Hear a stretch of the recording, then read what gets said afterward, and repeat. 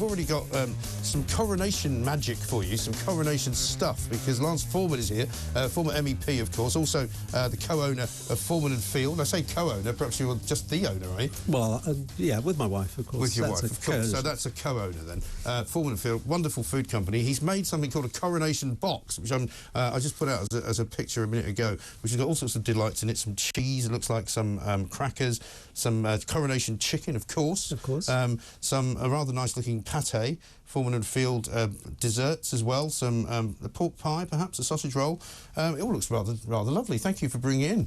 Pleasure. Well, Charles did actually say that he wants people to celebrate his coronation. The King? With the King, yes. King Charles, absolutely. He said he wants us to celebrate his coronation with street parties. Yeah.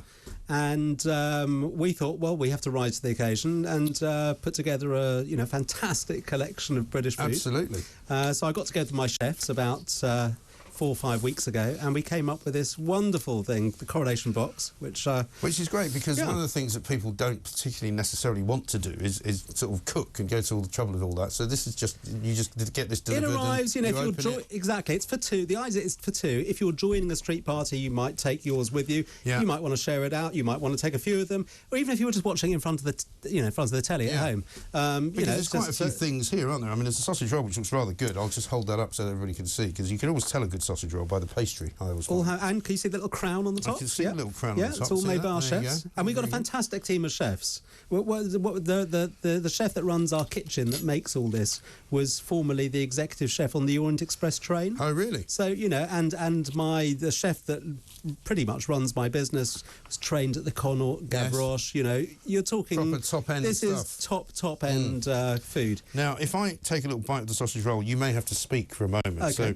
So tell us something about the sausage roll. We've tried to use, British ingredients throughout. So the sausage roll is made with Welsh lamb. Oh, that's good. Yeah? Really good. Again, all handmade. We start actually with the tartare of what we call our royal fillet of smoked salmon. Yes. And we've infused that. So we've tried to find foods and drink that Charles really likes. Okay. We've done a bit of research around that. Smoked salmon is your thing, isn't it? Smoked salmon's our thing. The royal fillet is the best cut of the smoke. It's like the fillet steak of smoked salmon. Okay. But we've infused this with martini because he likes to have martini as his pre-dinner tipple. And where do I find that? So that is the one right in front of you to the left. Just to the left. That one? Just closer to you. Oh, here. That is it. So. Oh, this is salmon. Okay. Yeah, it's a tartare of salmon infused with martini. There's a little olive and lemon at the top because we don't know whether people prefer their martinis with a twist or with. Oh, that's good. So it's basically smoked salmon just sort of wrapped around. It's basically smoked salmon chopped up into a tartare with a few nice little herbs and infused with martini. Delicious. We have now. Charles loves mushrooms. He loves wild mushrooms. Loves wild mushroom risotto, and he's also a massive egg fan. Right. So we've made a wild mushroom risotto Scotch egg. Wow, and that's here. And that is there. And it's got a softer outer casing than normally, you would say, hasn't it? Yeah, and we try to keep the yolks pretty softish too, actually. I've had your Scotch eggs before, they're delicious. Yeah, because that's the great secret, isn't it, to keep the yolk. It is. You don't want it sort of rock hard, so it's nice and gooey and that's encased in wild mushroom risotto. Oh, that's good. Vegetarian. I mean, there might be some. We've tried to. There's a bit of fish, meat, vegetables. Well, he's a bit he leans towards vegetarianism, doesn't he? A bit. He does, but he loves mutton, for example, which is why we sort of went for the lamb in the sausage roll. Right. Now, the other thing, it was a complete guess on our part, and maybe an educated guess, but of course now they've said that they want people to be eating quiches. Yes. And when we designed this, that announcement hadn't actually been made. Right. But what we've included is something we call a flamiche. Okay. And it's with spinach also. He wanted spinach with it. Yeah. So it's with spinach. That sounds like something from The Sopranos. I got a flamiche over here. Oh, yeah. Well, sorry. I love The Sopranos. I don't know. You got me on a whole. Yeah, no, I love The Sopranos. Yeah. So it's with spinach and salmon. And the difference between a flamiche and a quiche, this is like an upper crust quiche. So instead of with a quiche, you make it with this whole is eggs. a flamiche here. There it is. You see, it looks really good, doesn't it? It is good. So a quiche is made with whole eggs and milk, and with a flamiche you make it just with the egg yolks and cream. So it's even richer. Oh, that's delicious. It is really, really and yummy. very salmony as well. very salmony. Salmon and spinach. Right, very nice. Then, of course, we just thought you've got to have coronation chicken in there. Yeah. I know that was devised for his mum back in 1953. That's right. There was a food writer called Constance Spry who came up with the idea of this sort of curried, creamy Constance chicken. Spry, what a great name. It's a fantastic name, isn't it? It sounds like a food, actually. It does. Is that not the song they sing in Trading Places? Constance Spry, any time at all. It's when they're, sing it? No, not really. I have this ridiculous memory for things in films. Okay. And there's definitely something I think the yuppies all sing when he gets thrown out of the gentleman's club.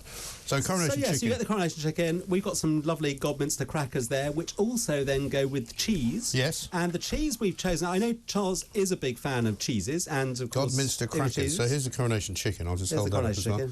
Just being asked to hold all this stuff up. And that's made with golden raisins, bit of curry, and it's curry delicious. Powder, isn't it? Essex barn reared chicken. Okay. So all local. This is great. Red Tractor. I'm not having any lunch now. And what's special about the crackers, did you say? They're Godminster crackers. They're artisan-made crackers, and everything we're doing is artisan. Nothing is a sort of mass-produced food here. Right. The thing about all the food that you guys produce, though, is it is absolutely wonderful. I'm not just saying that. Well, it doesn't matter whether you're, Mr. or Mrs. Smith living in any part of the country, or you're the chef at the most famous hotel in London. We will be supplying exactly the same standard. Yes. So, and if you want to order one of these, you have to be quick, right? You do have to be pretty quick. We are closing off orders on the 28th of April, so this Friday. Okay. Because, Monday's a bank holiday. Right. We have to make everything freshly. Yes. So it's not like we're just sitting with this stuff sitting on shelves, waiting to take them off shelves and deliver them. Literally, once we know exactly how many orders we've got, the chefs will just be working, night and day. Anywhere in the UK? Freshly. Anywhere in the UK, absolutely. They're £90 plus £9.95 postage and packaging, and it all comes beautifully packaged with ice packs. It's a nice present to send somebody, isn't it? Yeah, it's, this is a very special moment in our history, I think so. And it is worth a celebration. I think Charles is right on that front. People who say that, I'm not that bothered about it, you kind of go, well, you kind of should be bothered about it, because, I wasn't around for the last coronation. I missed that by a few years, luckily. And I probably won't be around for the next one, but I will be around for this one. Well, I have to say, last year I went to see the Queen lying in state, and I was in two minds about it because I heard about these 14-hour queues. Right. And I have to say, I think it was the best thing I did last year. Really? It was, we travel, if we're able to far-flung parts of the world to go and see historic monuments and so on. This was living history. It was living history, yeah. You could be part of it. And I think this is something, the coronation will be similar. It's something you're going to sort of tell your kids about and so on. I had the most... It was just the most extraordinary thing happened to me on the way to visit the Queen, because in that 14-hour and how long were you 7 in? For 14 miles. hours? I was there from the beginning, right the way through, and about 12 hours in, I was just crossing over Lambeth Bridge, and all these marshals said, "Oh, can everybody come to this side of the bridge, please?" Right. So we all sort of headed over. He said, "What's going on?" Charles gets out of his car. Right. And starts walking down, shaking hands, and we had a little chat. Nice. It was very nice. I was wearing my old college scarf, which was his college scarf as well. So I don't know whether he recognised it. He possibly did, yeah. Maybe he did. But it was just a very. I went to see the Queen, ended up seeing Charles, and then, as we sort of moved back after Charles had walked on, they said, "Oh no, stay here." Right. And then of course William comes down too. Oh, great. So we had a little chat with William. Very nice. So you see, those are the kind of things that would never happen. You never know what's going to happen if you hadn't done that. Exactly. That's why it's always a good idea to be involved in it, because if you miss it, you're kind of missing out on something, as you say, which is really historic. What do you think you'll be doing on the actual day of the coronation then? Well, this year? I think we'll be celebrating. With this sort of wonderful and food. It's a very British day, isn't it? It is. I remember. I went to the Queen's Silver Jubilee. Yeah. I must have been about 14 or 15 or something, maybe even younger. But and I still remember going to that. And you do remember these things. Oh, yeah. They sort of these historic events do mark your. My memory of that was I came home and my parents lived in a flat in a very nice part of Hampstead, and I came home and my father sort of thrust these 2 tickets at me, or 4 tickets actually, and said, "Have you ever heard of these people?" And it was 4 tickets to the Queen Silver Jubilee concert at Earl's Court that night. And it turned out that the guy living next door was a sound engineer for Queen, and had just knocked on his door and said, "I've got these tickets, do you fancy them?" Fantastic. So I went with my parents. We couldn't find a 4th person, believe it or not. And we were about 10 rows back. watching Freddie Mercury and the guys doing this incredible concert. It was amazing, and that was my memory of the seal, because I think I was a bit of an anarchist when I was 17, so I don't think I was that interested in the rebellious then. In the coronation. But what are you going to be doing on the? Are you reporting? I think I'm going to be doing a show immediately afterwards at 4 o'clock with Kevin O'Sullivan. So we'll be here. So I'll probably watch it.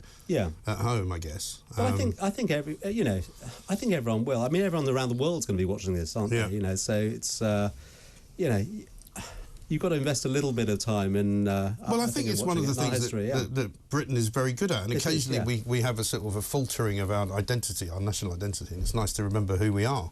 I think the government have announced that the Prime Minister will host a big lunch at Downing Street on Sunday, and the guests will include community volunteers from across the country. Maybe you should send him one of your boxes. Maybe I should. That'd be quite a good ad for it, wouldn't it? Yeah, absolutely. Yeah. The Queen of Puddings. We left that one off. The Queen of Puddings at the end. Oh right. The one with the. So that's. I've got the King of Puddings. That's the King of Puddings, exactly. The Queen of Puddings is quite a well-known sort of dessert, but we've changed it to the King of Puddings. This lovely looking cheese as well. Oh, the cheese is fantastic. That's an English cheese. Baron Bigod. Right. It's equivalent to a brie. It's equivalent to a brie de meaux, but it's English. And it's one of my favourite. Well, this is going to go down very well yummy. with the troops. I'm sure that they will be scoffing all of this after you leave. And this is lemon custard. We've infused it with a bit of whiskey. He likes a whiskey, so he does. A bit of whiskey in there too. Right. Raspberry coulis, and then there's that lovely sort of meringue crown on the top. And I suppose you don't recommend beverages to drink with all this stuff, do you? Well, we have included a little tea caddy of Palace tea, Earl Grey tea. Okay. Obviously, you'll need your own pot and hot water. Yes. But that's nice. We thought that would be a nice little thing. There we are. A Tea Palace tea, Earl Grey. But no sort of English fizz or anything like that? You don't really sell that, do you? We do sell English fizz, but we just thought, people do like to choose. We don't know whether people want a champagne or a Pimm's or, we just don't know what they're going to want. So we're looking after the food, and other people can decide on their what well, I'll tell you what, you could do a lot worse than getting this box because it looks absolutely divine. And I mean, it's not the most expensive thing, but it's not that cheap either. But it's definitely worth eating. It's quality. It's quality stuff. And I mean, I would highly recommend it anyway. Everything I've ever had from your fine organisation has always been terrific. Absolutely brilliant. I'm told there's a text there for you. Well, you say that, but here we go. I've got a Jubilee box of biscuits in a red, white and blue wreath on the front door, but bunting's not up yet, but I still miss Liz and I like Lance. That looks smart, says this texter. Very intelligent. There you are. Obviously very discerning, as all of them are. Indeed. Coronation Box looks lovely. Do they do gluten-free at all, says Jeanette in Hartlepool?